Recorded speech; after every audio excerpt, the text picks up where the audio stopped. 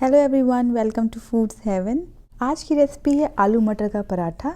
यह बच्चों को और बड़ों को हर किसी को बहुत पसंद आते हैं। तो चलिए इसे बनाना शुरू करते हैं। ऑयल गरम हो गया है, इसमें 1 चम्मच जीरा डाल देंगे। 4 बारीक कटी हुई मिर्च डाल देंगे। यहाँ मैंने 4 आलू लिए हैं, जिसे मैंने पतले पतले काट लिए हैं। आप चाहें तो आलू के पीसेस और छोटे कर सकते हैं। 1 कप मटर डाल देंगे, यहाँ मैंने फ्रेश मटर लिया है। अब इन सबको अच्छे से मिक्स कर लेंगे। अब इसे ढककर 5 मिनट के लिए पकने देंगे। अगर आपने आलूओं की साइज़ छोटी ली है तो इसे 3 से 4 मिनट के लिए ढकें। बीच बीच में इसे 1 से 2 बार चला लें।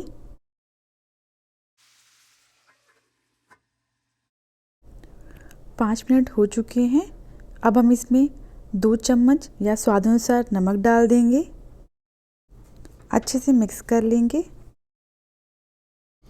अब इसमें 3 लहसुन की पत्तियां डाल देंगे।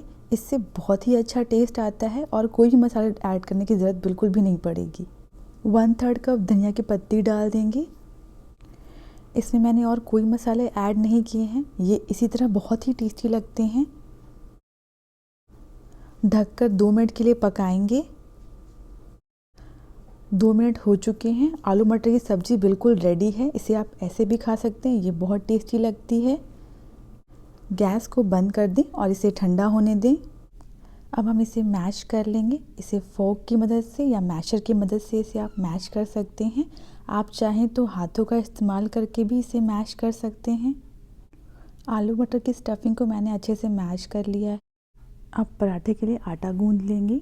मैंने यहाँ एक बोल में 2 कप आटा लिया है।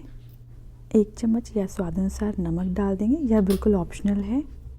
इसे अच्छे से मिक्स करने के बाद आटे में थोड़ा थोड़ा पानी डालकर आटा गूंद लेंगे। आटा गूंद चुका है। बॉल शेप का आटा ले लेंगे अपने हाथ में, उसे रोल करते हुए कटोरी की शेप देंगे। अब इसमें आलू मटर की स्टफिंग भरेंगे। स्टफिंग को अंदर की तरफ दबाते हुए अच्छे से सील कर लेंगे। अब इन्हें दोनों हाथों की मदद से इस तरीके से प्रेस कर लेंगे। अब इसे बेल लेंगे।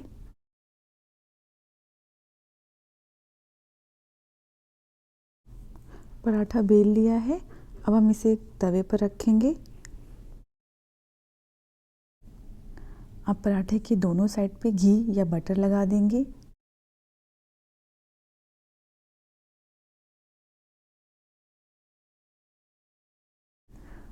पराठे को दोनों तरफ से गोल्डन ब्राउन होने तक सेकेंगे। ये देखिए, पराठा दोनों तरफ से अच्छे से सिक चुका है।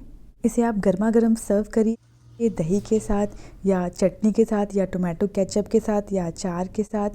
यह बच्चों को और बड़ों को हर किसी को बहुत पसंद आते हैं। अगर आपको मेरी रेसिपी पसंद आई हो तो प्लीज़ मेरे चैनल को सब्सक्राइब करना ना भूलें।